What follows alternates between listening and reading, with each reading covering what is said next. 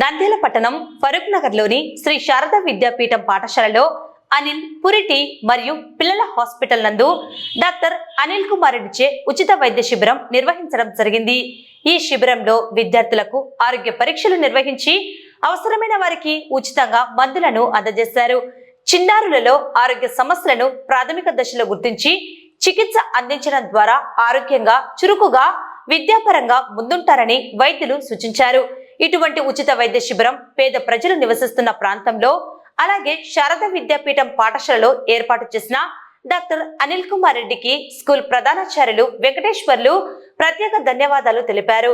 ఇటువంటి వైద్య శిబిరాలు మరిన్ని ఏర్పాటు చేసి సేవా కార్యక్రమాలను చేపట్టనున్నట్లు వైద్యులు పేర్కొన్నారు। సహకరించిన వారికి ప్రత్యేక ధన్యవాదాలు ఈ సందర్భంగా ఆయన తెలిపారు। నమస్కారం, నేను doctor Anil Kumar Reddy, Anil children's hospital. నేను పీడియాట్రిషియన్ అండ్ న్యూరనాలజిస్ట్ అండి। సో నా పీడియాట్రిక్స్ అయిపోయిన తర్వాత ఒక 4 ఏళ్ళ ఎక్స్పీరియన్స్ తర్వాత నంద్యాలలో మనం అనిల్ చిల్డ్రన్స్ హాస్పిటల్ స్టార్ట్ చేయడం జరిగింది।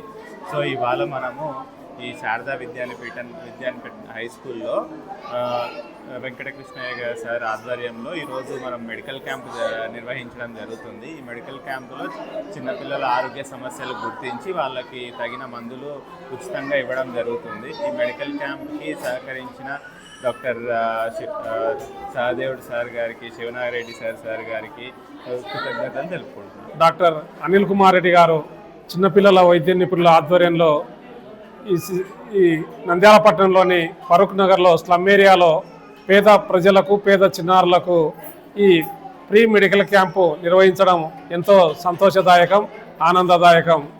ఎందుకంటే ఇటువంటి సదవకాశాన్ని మా పాఠశాలలో నిర్వహించడం ఎంతో ఆనందంగా ఉంది। ఇటువంటి ఉచిత వైద్య శిబిరాలను ప్రజలు సద్వినియోగం చేసుకొని మంచి ఆరోగ్య సమాజంగా మారుతుందని ఆశిస్తున్నాను।